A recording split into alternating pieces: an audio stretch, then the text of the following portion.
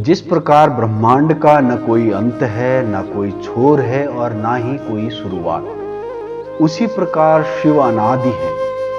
संपूर्ण ब्रह्मांड शिव के अंदर समाया हुआ है। जब कुछ नहीं था तब भी शिव थे, और जब कुछ न होगा तब भी शिव ही होंगे। शिव को महाकाल कहा जाता है। शिव अपने इस स्वरूप द्वारा पूर्ण सृष्टि का भरण पोषण करते हैं।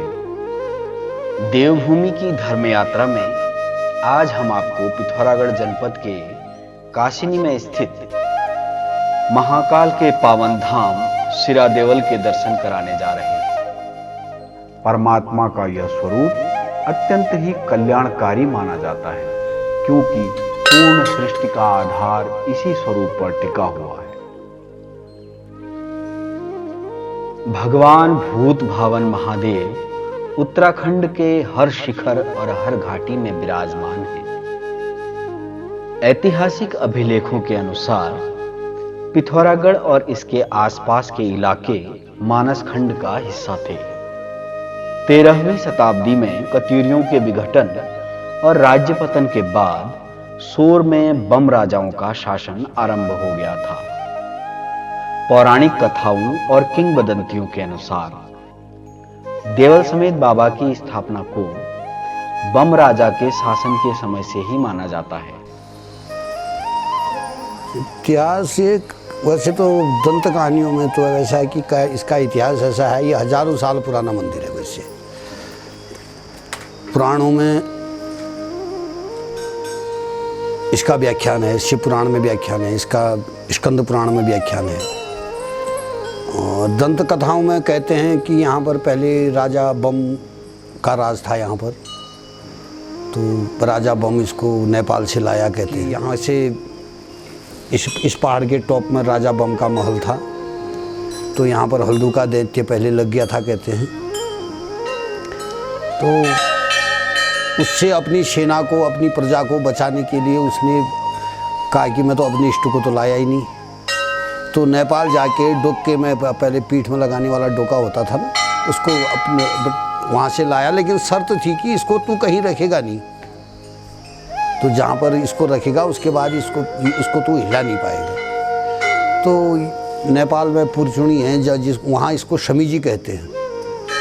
यहाँ जो हमारे क्षेत्र में देवल समिति के नाम से प्रसिद्ध है। तो वहाँ से इसको डोके में लाया, तो 3-4 दिन पैदल चल के आया। उसने कहा अब तो मैं महल के नज़दीक पहुँच गया हूँ। तो नदी का किनारा भी था, उसने कहा थोड़ा स्नान ध्यान कर लो, उसके बाद मैं ले जाऊँगा। तो त्रिवेणी में रखा तो लिंग वहीं पर जाम हो गया। वहाँ पर कहते हैं कि हल्दू का दैत्य सो गया। उसने कहा कि ये इष्ट को लाया है तो मैं इसको यहीं पर डुबा देता हूँ। तो बीच नदी में उसने पानी रोक के इसको डुबाने के लिए अना लगा दिया। अना कहते हैं हमारे यहाँ ब्लॉक। तो बड़ाबे में लटेश्वर महादेव है। तो यहाँ पर सारे देवताओं की मीटिंग हुई, जहाँ पर अभी आप 1-1.5 किलोमीटर ऊपर जटेश्वर महादेव हैं, तपसुड़ा मंदिर कहते हैं, वैसे तपसुड़ा स्थान हुआ, जटेश्वर महादेव है। वहाँ पर सारे देवताओं की मीटिंग हुई कहते हैं। तो उसके बाद लटुआ बाबा ने एक पैर बेलतड़ी में रखा, एक पैर वहाँ बड़ाबे में, वहाँ से झुके, उनने मारा अपना गज, तो उस दैत्य के पेट को फाड़ के पार कर दिया। तो अभी भी वो सोया हुआ बिल्कुल ऐसा मैदान है बिल्कुल ऊपर। अभी आप कभी जाएंगे देखेंगे कितनी बड़ी नदी आ जाए उसी मोहरे से निकल जाती है। तो उसके बाद जैसे ही वो दैत्य मरा, तो यहाँ पर शिवरात्रि के दिन फिर यहाँ पर बड़ा उत्सव हो गया। सारे इलाके के लोग बाग आ गए। तब से यहाँ पर शिवरात्रि को मेला लगता है। पौराणिक बातें अलग कहती हैं, ये चंद्रभागा नदी है, ये देवभागा नदी है, जिसको आठुली गाड़ कहते हैं।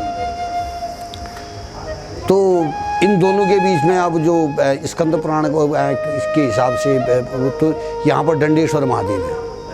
तो इसका नाम अब पहले की बात है, 400-500 साल पहले राजा बम जब थे, जब तक यहाँ राजशाही चलती थी। तो ये मंदिर तो आदिकाल से यहाँ पर हर आदमी की, चाहे कोई जिस रूप से आए, छोटा आए बड़ा आए, किसी धर्म का भी आए, अगर इसने किसी ने यहाँ पर इसके दरवाजे में अगर प्रार्थना लगा दी, मेरे को भी 40 साल हो गए इस मंदिर में, अभी तक तो मैंने नहीं देखा कि कोई यहाँ से निराश गया है। तो मेरे सामने में तो हर चीज़ प्रत्यक्ष हो रही है। औलाद जिसकी कई ऐसे आदमी आ गए हैं, रिटायर हो गए, दोबारा संतान नहीं हुई, महाराष्ट्र से आके यहाँ मन्नतें मांगी, संतानें हो गई। कई आदमी निर्दोष फंस रहे थे सरकारी उसमें, बड़े बड़े ब्रिगेड कमांडर थे, निर्दोष फंस रहे थे, उनने अपनी अर्जी लगाई तो उनकी नैया पार लग गई, वो बच गए। शुरू में जब यहाँ हमने सुना है सन 68 का, ये 62-63 की बात है, हमारे ताऊ जी यहाँ तब पुजारी हुआ करते थे, तो यहाँ पर फौज आई सबसे पहले एटी कंपनी यानी खच्चर कोर, तो यहाँ पर इस फील्ड में आके बैठ गई वो। तो उसने कहा गांव वालों को, भाई ये मंदिर भी पूरा हमारा है, तुम हटो यहाँ से। तो हमारे यहाँ ऐसा है कि अगर जब कोई आदमी अपने से हार जाता है तो फिर कहता है तू ही जान, तू जानना भी है। तो उसने कहा, पुजारी को भी भगा दिया उनने, गांव वालों को भी भगा दिया, मंदिर में जीने भर दी, यहाँ मोची बिठा दिया, जो मेजर होते थे, तो मेजर था, 2 IC था। तो रात को उसको सपना हुआ, उसने कहा यार ऐसा है, तू मंदिर के बाहर जो कुछ करता है कर ले, लेकिन मंदिर के अंदर तो ये सामान हटा।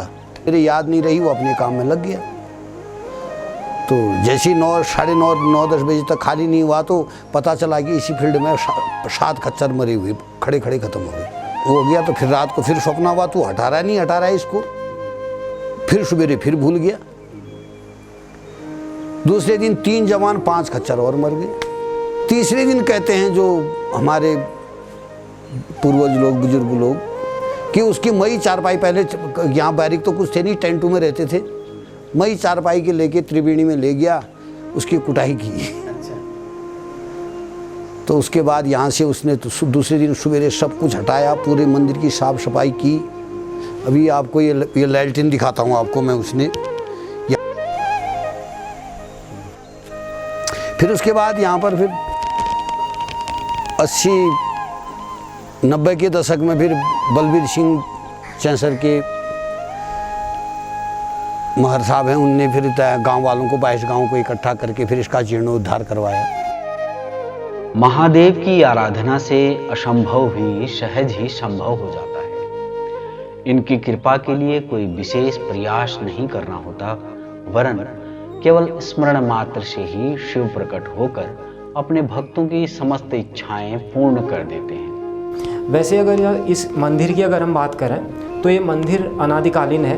वैसे तो इसका कोई इतिहास भी नहीं बता सकता है कि ये कब से है, ये इतना प्राचीन है, लेकिन फिर भी इसकी किंवदंती ये है कि हज़ारों साल पहले जो है, जब यहाँ, या कुछ 100 सालों पहले जब यहाँ बम शासकों का शासन चलता था, कि उस दौरान यहाँ कुछ हल्दू नाम के किसी असुर, जिसको कि दैत्य कहा जाता है पौराणिक भाषा में, उसका यहाँ पर कुछ आतंक बताते हैं। तो उसने अपने इष्ट को, यानी कि दौल समिति महादेव को, जिन्हें कि नेपाल में समी जी के नाम से जाना जाता है, तो ये वहाँ से उनको लाने के लिए गया वहाँ, यहाँ से, कि जो है मेरे इष्ट आएंगे और हमको इस अत्याचार से बचाएंगे करके। तो उसके बाद जब उस दैत्य का वध हुआ तो तब से लटवा की स्थापना भी शेरादेवल में हुई, और तब से वहाँ पर बाबा के साथ उसका भी भोग रहता है।